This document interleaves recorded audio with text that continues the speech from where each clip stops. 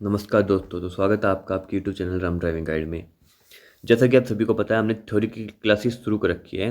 तो अगर आपने वो पहली क्लास हमारी नहीं देखी है तो आप चैनल पे जाके उसको देख सकते हो। हमारी पहली क्लास थी इंजन और उसके भाग।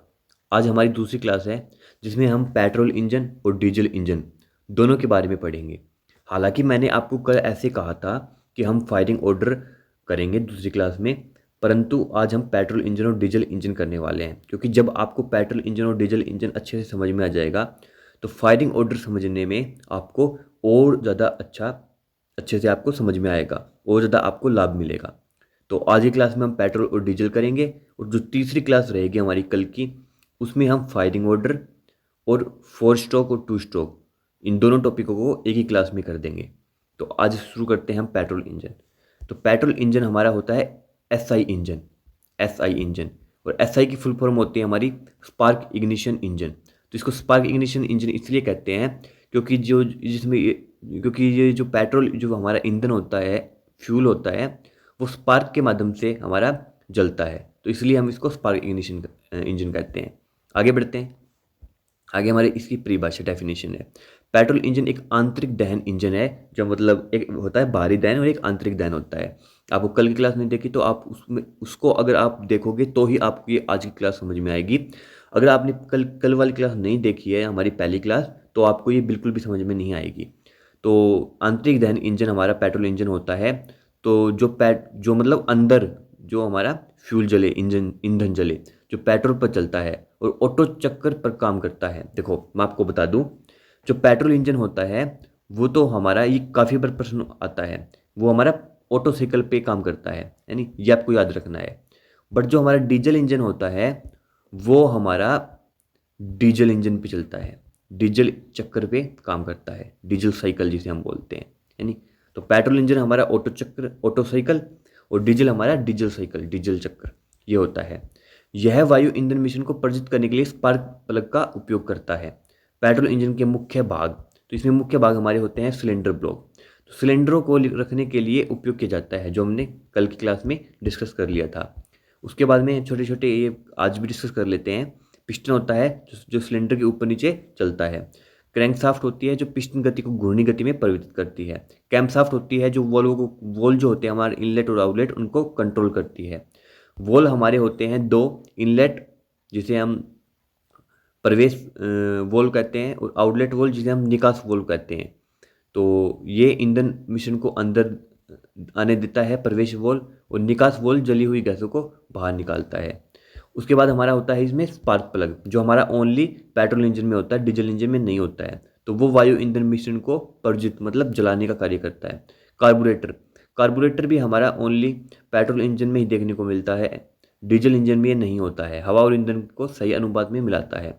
उसके बाद में शीतल प्रणाली, इंजन को अधिक गर्म होने से रोकती है, जिसे हम कूलिंग सिस्टम बोलते हैं।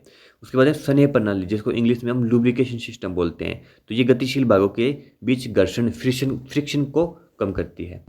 इसके बाद में इसकी वर्किंग है, पेट्रोल इंजन की कार्य प्रणाली की कैसे काम करता है, तो ये आपको अच्छे से समझना है। इस डायग्राम के माध्यम से हम आपको इसमें समझाने वाले हैं। तो ये बिल्कुल आपको ध्यान से समझना जैसा मैं आपको समझाऊं। देखो, सबसे पहला स्ट्रोक होता है हमारा इनटेक स्ट्रोक। दूसरा स्ट्रोक हमारा होता है कंप्रेशन स्ट्रोक।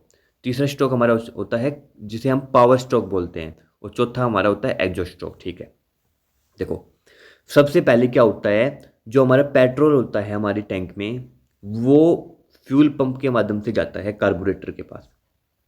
कार्बोरेटर आगे भेजता है, कार्बोरेटर डिसाइड करता है कि जो एयर फ्यूल का मिक्सचर है वो कितना होना चाहिए। ठीक है, इसके बाद में कैम्पशाफ्ट हमारा डिसाइड करता है कि कौन सा वॉल कब खुलेगा। इसी क्लास में हम आपको बताएंगे कि कौन से स्ट्रोक में आपका कौन सा वॉल खुलता है, कौन सा वॉल बंद रहता है। सबसे पहले सबसे पहले हमारा जो मिश्रण होता है वो इनटेक वॉल में जाता है। इनटेक वॉल में जाने के बाद हमारा जो पिस्टन होगा वो, देखो ये पूरा पार्ट है टीडीसी। ठीक है, ये पूरा पार्ट टीडीसी है, और जो नीचे का पार्ट है वो हमारा बीडीसी है। ये पूरा हमारा बीडीसी है। टीडीसी होता है टॉप डेड सेंटर, बीडीसी होता है बॉटम डेड सेंटर। तो देखो, जब हमारा मिश्रण आगे इनटेक में जाएगा तो जो हमारा पिस्टन है वो हमारा टीडीसी से बीडीसी की तरफ मूव करेगा। यानी ये आपको बात बात ध्यान रखनी है।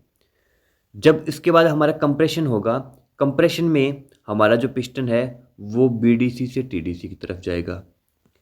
उसके बाद में पावर स्ट्रोक में हमारा फिर से नीचे आएगा टीडीसी से बीडीसी की तरफ, और एग्जॉस्ट जो फोर्थ स्ट्रोक होगा उसमें हमारा फिर से ऊपर की तरफ जाएगा बीडीसी से टीडीसी की तरफ। सबसे पहले आपको ये पता होना चाहिए पिस्टन की, यानी ये काफ़ी बार पूछा जाता है। अब हम करते हैं वोल्व्स की बात। देखो, वोल्ज जो हमारा जो इनटेक वोल्व होगा जहाँ पे मिश्रण जाएगा तो ये खुलेगा, प्रवेश द्वार खुलेगा, ये हमारा बंद रहेगा, यानी एग्जॉस्ट वोल्व बंद रहेगा। इसके बाद में कंप्रेशन की बात करें तो कंप्रेशन में हमारे दोनों वोल्व बंद रहेंगे, दोनों वोल्व बंद रहेंगे। उसके बाद पावर की बात करें, पावर में हमारे दोनों वोल्व बंद रहेंगे, यानी और एग्जॉस्ट वोल्व की बात करें तो एग्जॉस्ट वोल्व में हमारा इनटेक वोल्व जो है वो बंद रहेगा और एग्जॉस्ट वोल्व ओपन हो जाएगा। ठीक है, एग्जॉस्ट वोल्व ओपन हो जाएगा। तो ये तो हमारे वोल्व्स की थी। मैंने टीडीसी से पीडीसी की पिस्टन की मूविंग का बता दिया और वोल्व्स का बता दिया। अब देखो, मिक्सचर जाएगा, मिश्रण इसमें इनटेक वॉल्व में अंदर घुसेगा। उसके बाद कंप्रेशन होगा, जब ये हमारा जो पिस्टन है वो ऊपर की तरफ जाएगा ना, टीडीसी की तरफ जाएगा, तो जो हमारा मिश्रण है वो कंप्रेस हो जाएगा, हॉट हो जाएगा, गर्म हो जाएगा। तो जब गर्म होगा तो कंप्रेशन जो पावर स्ट्रोक जो तीसरा स्ट्रोक में होगा तो उसमें स्पार्क उत्पन्न होगा। हमारा स्पार्क उत्पन्न होगा तो हमारा जो फ्यूल और ईंधन का जो कंप्रेशन मिक्सचर था वो जल जाएगा, यानी तो जिससे हमारा जो पिस्टन है वो नीचे की तरफ आ जाएगा पावर। और उसके बाद में फिर जो अनबर्न जो गैस हो जाएगी वो एग्जॉस्ट से बाहर निकल जाएगी, जिसमें हमारा पिस्टन ऊपर की तरफ चला जाएगा। आशा है आपको ये पूरा समझ में आ गया होगा। आगे चलते हैं। आगे इन्होंने बताया है इनटेक स्ट्रोक। पिस्टन नीचे की ओर आ जाता है जैसे मैंने आपको बताया, और इनटेक वॉल्व खुल जाता है, हवा ईंधन मिश्रण सिलेंडर में प्रवेश करता है। ठीक है, पिस्टन स्पीडन स्ट्रोक, कंप्रेशन स्ट्रोक, पिस्टन ऊपर की ओर बढ़ता है, हाँ, जिससे वायु ईंधन मिश्रण संपीड़ित होता है। सेवन और निकास वोल्व बंद रहते हैं, मतलब दोनों बंद रहते हैं जैसे मैंने आपको बताया। इसके बाद में तीसरा stroke power stroke. Spark plug संपीड़न मिश्रण को प्रज्वलित करता है, जैसे मैंने आपको बताया पावर स्ट्रोक में स्पार्क उत्पन्न होगा जिससे हमारा ईंधन जलेगा, जिससे विस्फोट होगा। यह पिस्टन की ओर की नीचे की ओर धकेलता है, नीचे जाता है, जिससे बिजली पैदा होती है। ठीक है, ये मैंने आपको बता दिया। इसके बाद में हमारा चौथा है निकास स्ट्रोक। तो निकास स्ट्रोक, पिस्टन पुनः ऊपर की ओर बढ़ता है, ऊपर की तरफ जाता है, निकास वोल्व खुल जाता है, एग्जॉस्ट वोल्व जिसे हम बोलते हैं, और जो जली हुई गैसों को बाहर निकालने के लिए खुल जाता है। ठीक है, आगे बढ़ते हैं। आगे है हमारे पेट्रोल इंजन के लाभ।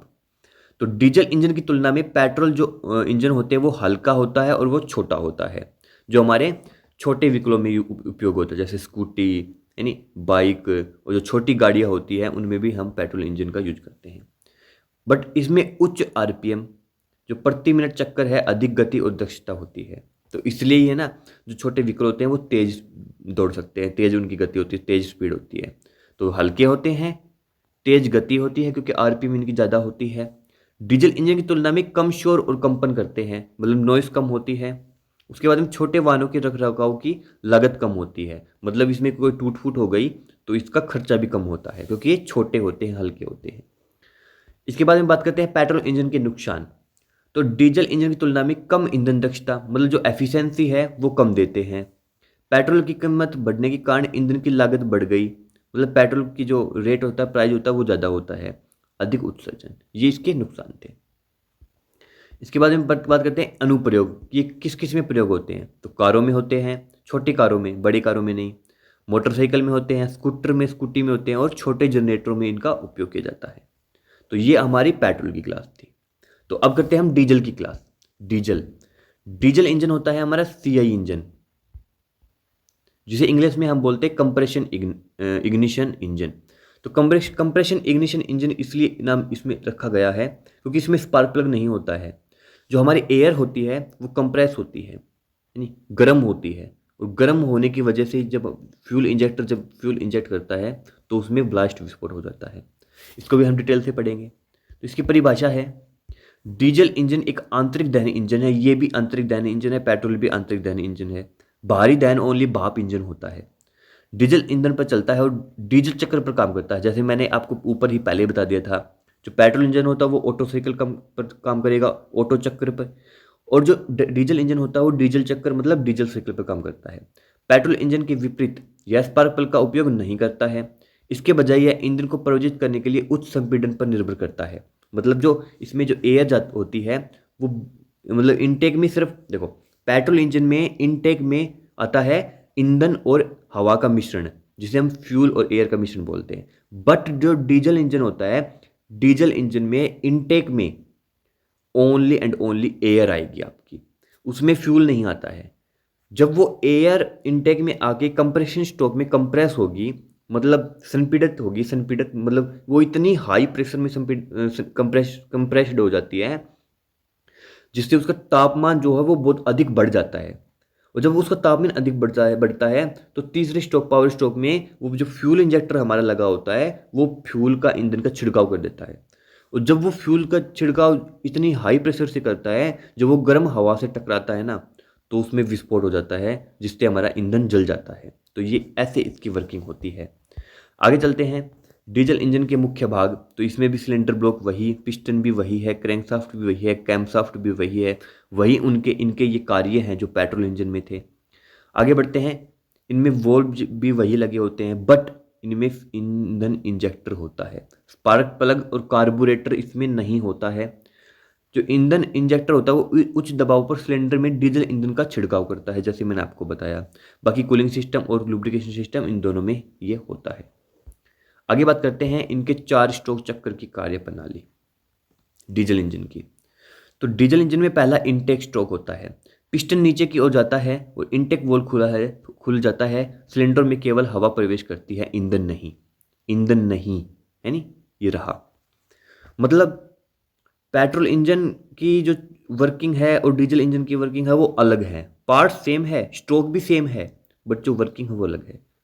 पेट्रोल इंजन में इनटेक स्ट्रोक में एयर और फ्यूल, ईंधन और हवा दोनों का मिक्सचर आता है। बट डीजल इंजन में इनटेक स्ट्रोक में ओनली हवा आएगी, ईंधन नहीं आएगा। इसके बाद में संपीड़न स्ट्रोक की बात करें तो संपीड़न स्ट्रोक पिस्टन के ऊपर की ओर बढ़ता है। ये सेम है, जो पिस्टन हमारा ऊपर नीचे जो पेट्रोल इंजन में जिस स्ट्रोक में ऊपर नीचे हो रहा था, उसी प्रकार डीजल इंजन में भी उसी प्रकार वो ऊपर नीचे होगा हर एक स्ट्रोक में। तो जिससे हवा बहुत अधिक दबाव में संपीड़ित हो जाती है, गर्म हो जाती है, टेम्परेचर हाई हो जाता है, जिससे वह अत्यधिक गर्म हो जाती है। फिर पावर स्ट्रोक में ईंधन इंजेक्टर गर्म संपीड़ित हवा में डीजल छिड़काव करता है, जैसे मैंने आपको बताया, जिससे स्व प्रज्वलन हो जाता है, मतलब अपने आप विस्फोट हो जाता है। अपने आप विस्फोट पिस्टन को नीचे धकेलता है, नीचे जाता है पावर स्ट्रोक में, जिससे बिजली पैदा होती है, पावर उत्पन्न होती है। निकास स्ट्रोक जो हमारा फोर्थ स्ट्रोक है, पिस्टन पुनः ऊपर की ओर बढ़ता है और निकास वाल्व जली हुई गैसों को बाहर निकालने के लिए खुल जाता है, जैसे हमारा पेट्रोल इंजन में होता था। उसके बाद में डीजल इंजन के लाभ, एडवांटेज क्या है डीजल इंजन के। तो पेट्रोल इंजन में तुलना में उच्च ईंधन दक्षता, एफिशिएंसी अच्छी है, अधिक टॉर्क देता है, बेहतर संरेखण के कारण इंजन का जीवन लंबा होता है, मतलब ये लॉन्ग लास्टिंग चलते हैं अगर पेट्रोल इंजन की तुलना में। कई स्थानों पर डीजल पेट्रोल से सस्ता होने के कारण ईंधन की लागत भी कम होती है। डीजल इंजन के नुकसान क्या है, एक तो ये भारी होते हैं, तुलना में भारी भरकम होते हैं, और दूसरा इसमें नॉइस ज़्यादा आती है, पेट्रोल इंजन की तुलना में अधिक शोर कंपन उत्पन्न होता है। आगे चलते हैं। आगे बात करते हैं जटिल ईंधन इंजेक्शन प्रणाली के कारण उच्च रखरखाव लागत, मतलब इनका जो खर्चा है वो ज़्यादा होता है। नाइट्रोजन ऑक्साइड और कालिख जैसे प्रदूषकों का अधिक उत्सर्जन, मतलब ये पॉल्यूशन ज़्यादा करते हैं पेट्रोल इंजन की तुलना में। अब इनका अनुप्रयोग देख लेते हैं।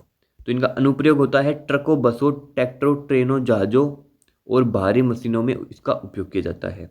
मतलब जो बड़े बड़े व्हीकल्स होते हैं, ट्रक, बस, ट्रैक्टर, जो शिप हमारी होती है, उन बड़े बड़े व्हीकल्स में हमारा इनका उपयोग होता है, मशीन्स में इनका उपयोग होता है। अब बात करते हैं हम पेट्रोल और डीजल इंजन के बीच अंतर। इससे हमारा पूरा जो हमने पेट्रोल इंजन पढ़ाया है वो पूरा का पूरा समराइज हो जाएगा आपका, है नी। तो जो यहाँ पे हमारा पेट्रोल इंजन दे रखा है, यहाँ पे हमारा डीजल इंजन दे रखा है। जो ईंधन जो उपयोग होगा, पेट्रोल इंजन में पेट्रोल होगा, गैसोलीन, और डीजल इंजन में डीजल होगा। इग्निशन प्रकार की बात करें तो पेट्रोल इंजन में स्पार्क प्लग का उपयोग होता है, और डीजल इंजन में संपीड़न प्रज्वलन, जिसे हम इंग्लिश में कंप्रेशन इग्निशन बोलते हैं, उच्च दबाव के कारण ईंधन प्रज्वलित होता है। ईंधन इंजेक्शन की बात करें तो कार्बोरेटर या ईंधन इंजेक्टर का उपयोग होता है। ईंधन इंजेक्टर का उपयोग बहुत ही कम आधुनिक जो जो नए नए अभी वाहन आए हैं उन्हीं में देखने को मिलता है। बाकी कार्बोरेटर का उपयोग होता है, ईंधन इंजेक्टर का उपयोग होता है हमारे डीजल इंजन में, कार्बोरेटर नहीं होता है नहीं।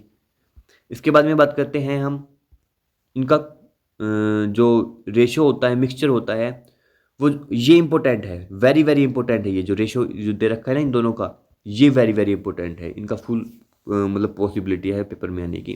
तो पेट्रोल इंजन में हमारा 8:1 से 12:1 तक होता है। देखो ये 8:1 और 12:1 है क्या, मैं आपको बताता हूँ। ये आइडल रेशो होता है यानी मतलब जो सबसे अच्छा रेशो माना जाता है। देखो जो यहाँ पे 8 है वो हमारा एयर है, जो 1 है वो हमारा पेट्रोल। इसका मतलब आप ये समझ लो कि 8 हमारी एयर, जैसे 8 केजी में अगर मान के चले हम, लीटर में केजी में मान के चले तो 8 केजी हमारा एयर लेंगे और 1 केजी हम हमारा पेट्रोल लेंगे, उन दोनों का मिक्सचर फिर उसमें करवाएंगे, तो वो रेशो होता है। तो ये 8 से 12 तक हो सकता है। और डीजल इंजन में हमारा सेम होता है, ये हमारा 14:1 से 22:1 तक होता है नहीं। तो आगे थर्मल दक्षता की बात करें, थर्मल एफिशिएंसी की, तो ये कम दक्षता का होता है, ये उच्च दक्षता का होता है, हमने ऊपर बताया। ईंधन की खपत इसमें ज़्यादा होती है पेट्रोल इंजन में, डीजल इंजन में कम होती है। शक्ति और गति की बात करें तो शक्ति और गति पेट्रोल इंजन की ज़्यादा होती है, डीजल इंजन की कम होती है। बट टॉर्क की बात करें तो टॉर्क हमारा इनमें कम होता है पेट्रोल इंजन में, और डीजल इंजन में अधिक टॉर्क होता है। तो टॉर्क का आप एक मतलब आप ताकत मान सकते हो। मेंटेनेंस कॉस्ट इसमें कम होती है पेट्रोल इंजन में, और डीजल इंजन में मेंटेनेंस कॉस्ट ज़्यादा होती है। इंजन का वाहन कम होता है, लाइट होता है हमारी पेट्रोल इंजन का, और हैवी हमारा डीजल इंजन का होता है। शोर और कंपन की बात करें तो ये कम शोर करते हैं, ये अधिक शोर करते हैं। उत्सर्जन पॉल्यूशन की बात करें तो अधिक CO कार्बन मोनोऑक्साइड ये ज़्यादा छोड़ते हैं जो पेट्रोल इंजन होते हैं, और जो डीजल इंजन होते हैं वो नाइट्रोजन ऑक्साइड ज़्यादा छोड़ते हैं। अनुप्रयोग की बात करें, इनका प्रयोग की बात करें तो कारों, बाइकों, छोटे जनरेटरों में इनका उपयोग किया जाता है, और डीजल इंजन हमारी ट्रकों, बसों और ट्रैक्टरों, जहाज़ों में उपयोग किया जाता है।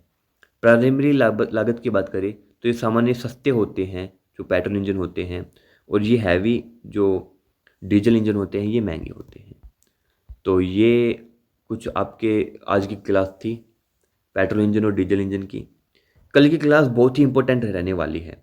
कल की क्लास में हम करेंगे फायरिंग ऑर्डर, जिसमें से एक क्वेश्चन पक्का आता है, और 4 स्ट्रोक और 2 स्ट्रोक में से भी हम एक दो क्वेश्चन पक्का आते हैं। मतलब कल की क्लास में 2 से 3 नंबर का आपका पक्का देखने को मिलेगा, जिसमें हम कल की क्लास में करेंगे फायरिंग ऑर्डर और 2 स्ट्रोक 4 स्ट्रोक।